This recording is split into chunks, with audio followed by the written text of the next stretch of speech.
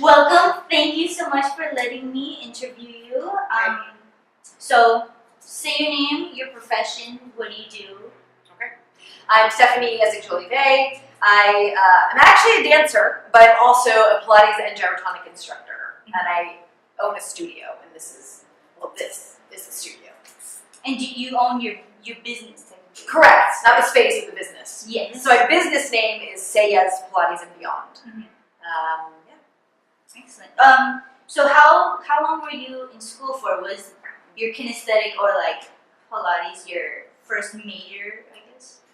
Not at all. I didn't even major in Pilates, I didn't even major in dance. So I went to a school on the East Coast called Bucknell. It's in Pennsylvania. It's in a small town called Lewisburg, and I should actually take a step back because I always say I started life as a gymnast. Like, I was a competitive gymnast. That was my identity. In some ways, it still is, which is weird because I moved so far away from it. But I won floor because of my dance. I had a Russian coach, and so that, I don't know. She and I had a kinesthetic thing, like a symbiotic thing. So I was always a dancer at heart. Through dance, I got into like a lot of things, but I got into Pilates. So high school, I was sort of denying that I wanted to be a dancer, but then eventually this really wonderful mentor, her name is Brooke Cool McClellan, anyway, we call her Miss Cool, got me into dance, right? So we did some jazz, some tap. Through that was like another kinesthetic movement vocabulary, but it wasn't fitness related specifically. And then in college, same thing. There was something in me. I really wanted to dance. Didn't make Bucknell Dance Company my freshman year. I was totally like heartbroken. But then my second year I did, and I had the really great fortune of my professor saying, "Oh, we should have taken you the first year." So that was like, "Oh, thank you." Anyway, there was this reformer, which is one of the Pilates pieces of equipment in the dance studio. It was called Tustin Dance Studio, and we did a little bit on that. And then it was my junior year, so this is 2001, I believe. One of the professors was away, so an adjunct professor, who was this beautiful ballerina, who was very classical Pilates, introduced me to Pilates, the vocabulary itself. So it was kind of this roundabout way of getting into dance, then from that getting into Pilates, which I call it body-mind work. It's sort of called mind-body, but I like to prize the body. That's what this work does. Yeah. And of course it connects the mind, but that was my first introduction to it. Okay. Yeah, through dance. And so how did you come about creating like your own business?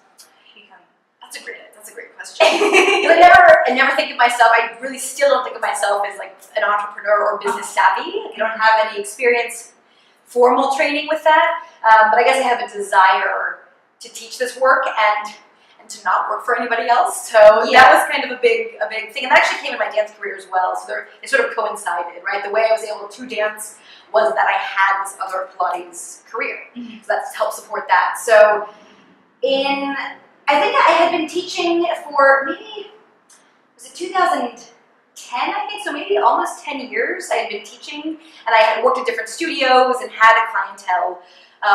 We were kicked out of this one space. It became a CrossFit gym, which is a real shame. Anyway, they kicked us out. So I moved up to the street to a physical therapist who also is a gyrotonic master trainer, and that's how I got introduced to gyro. And then at that point, I was kind of independent. I wasn't working for anybody. I was kind of in this no man's land. I was like, well, I should like make this a thing. I should codify a name and kind of a vision of what I want to do.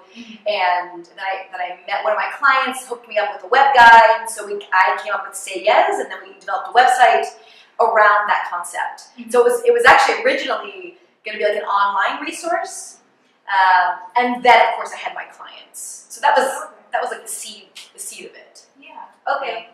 What degree or what certification did you have to get to where you are now? So I certified through BASI, Body Arts and Science International, and that's one of the.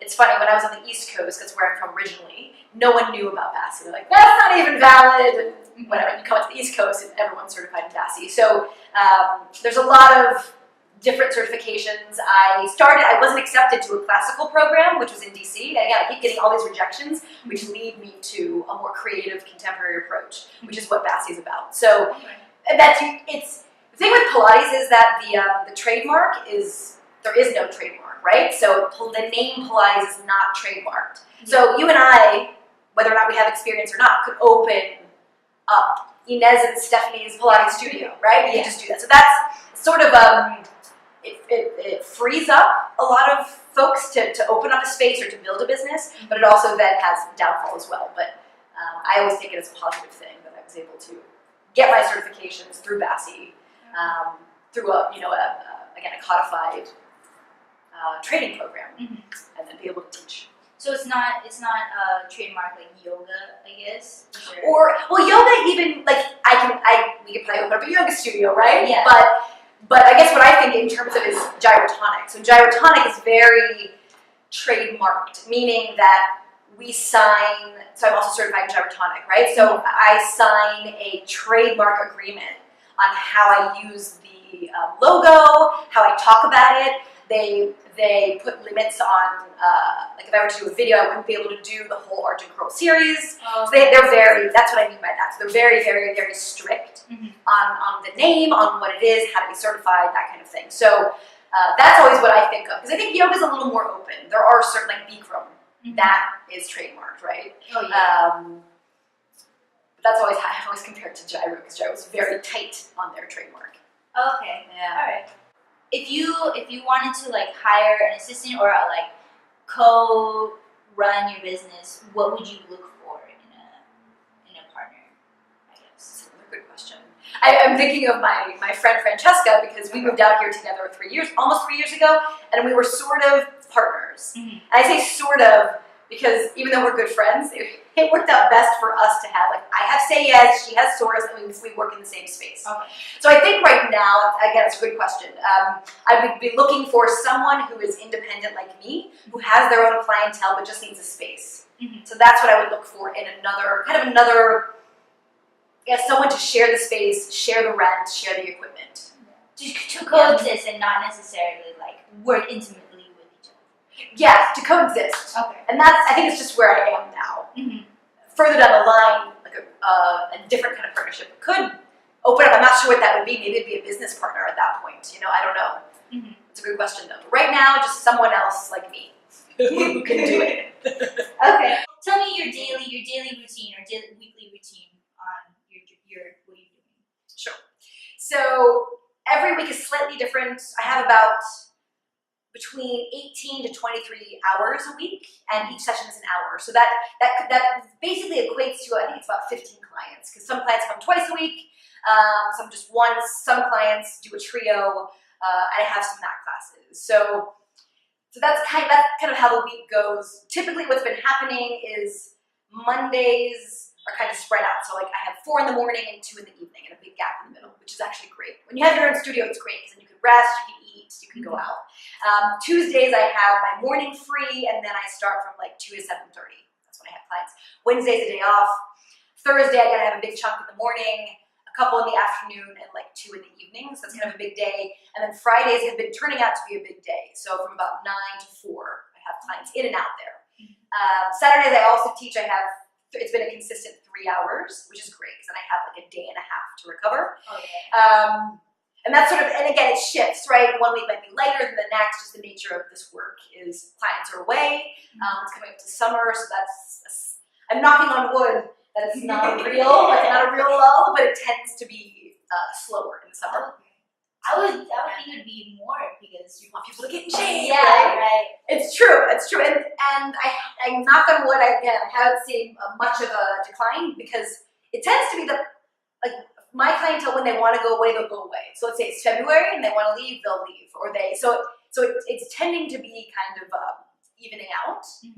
And it's interesting that you say that, actually, because I have fewer clients that have young kids, which actually helps because they're around. They don't have to go on the school system or vacations, right? So it's kind of interesting that way. But I have less young kids or folks with young kids. Okay. Yeah. So you have to schedule around your clientele when they are ready?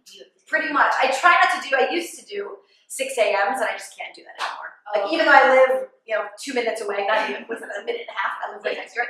But the earliest I do is 8. Okay. So I do cap it, and I try to only go until 8 p.m. And I don't even like to do that more than once a week. So I have some leeway. But if a client wants smack dab 1 p.m. and I have that available, I mean, why wouldn't I take that person? So yeah. That's actually, and that comes around to your first question, which was what's like the hardest part? Oh yeah, what's your most challenging? Challenging.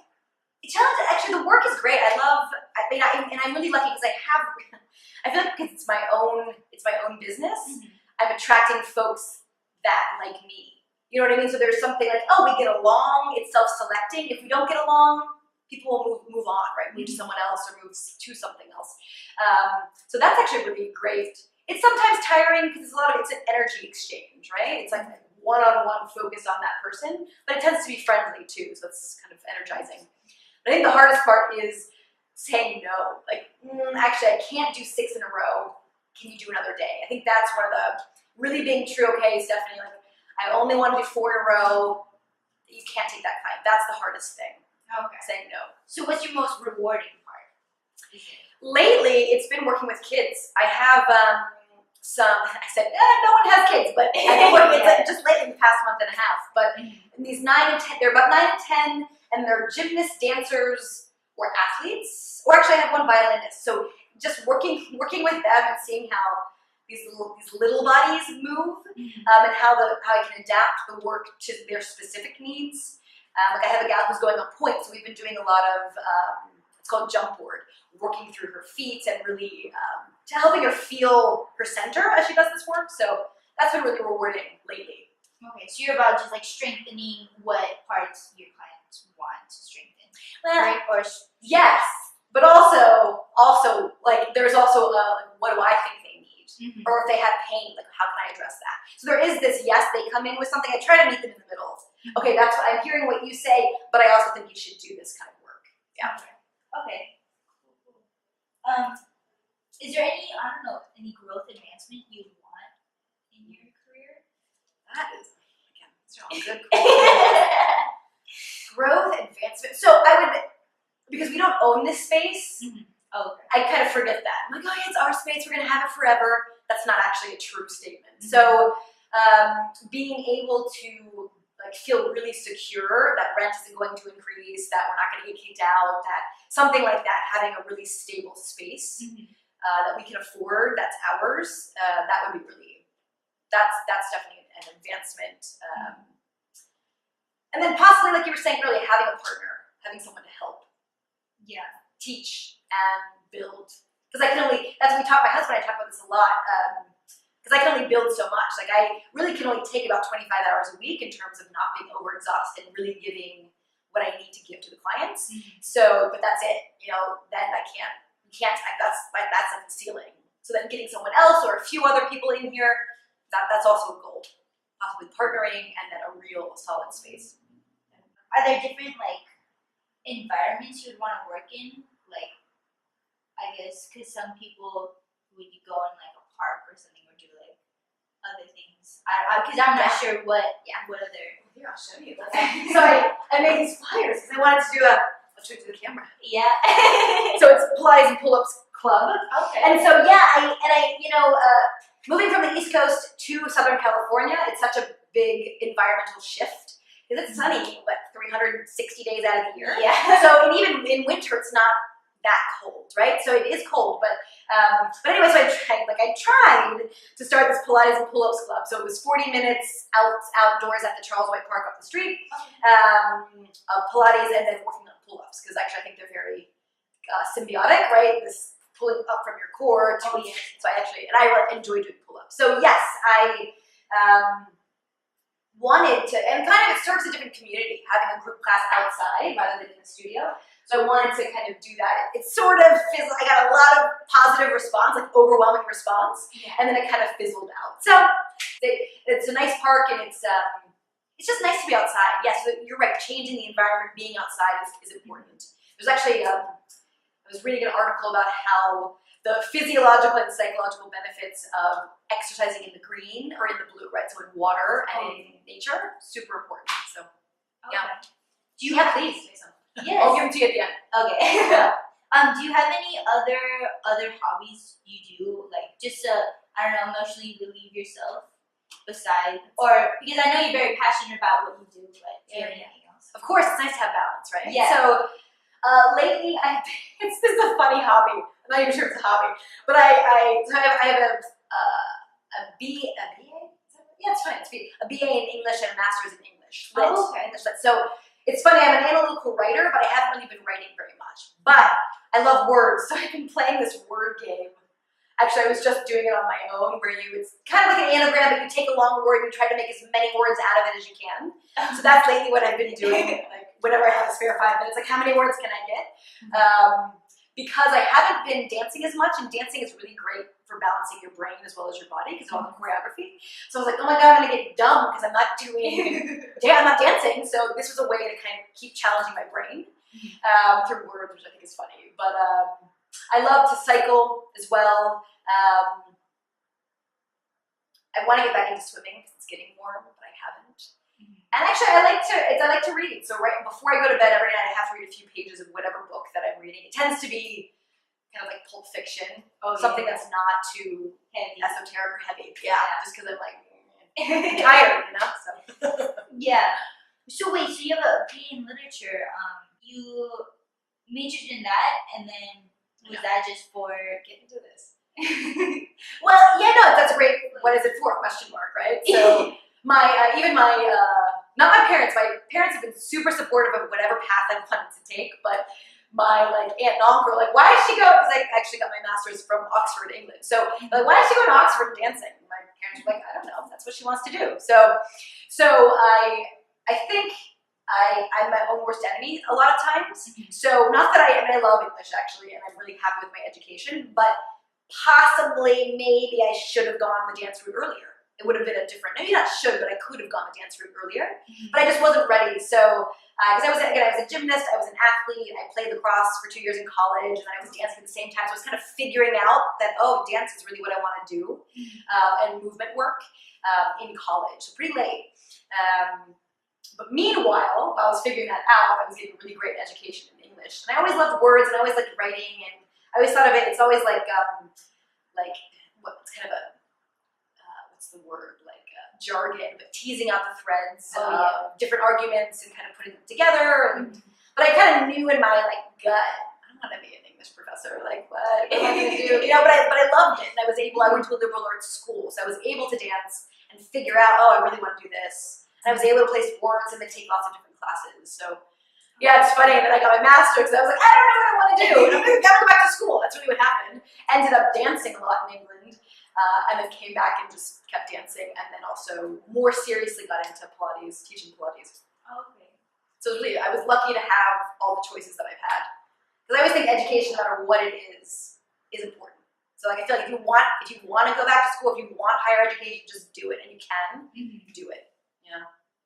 Was it better for you to go off to Oxford instead of stay here? Or because of the better dance programs? Well, yeah, no, it was because it got me out of being in the States. So I understood. I was like, I never knew what it was to be in America until I went away. And I've always been Anglophile. I love Jane Eyre, Jane Eyre and Jane Austen, or Charlotte Bronte and Jane Austen. Those were my 2 faves. And and then in college I did a summer abroad studying literature in England. And it was made for me. It was awesome. But then I applied to schools for English because I was dancing, and that was fulfilling. I don't know, there was something, I think my brain was getting in the way. It's I should go back to school. So I did, and I applied. I got into Oxford. It was a 1-year program. I was like,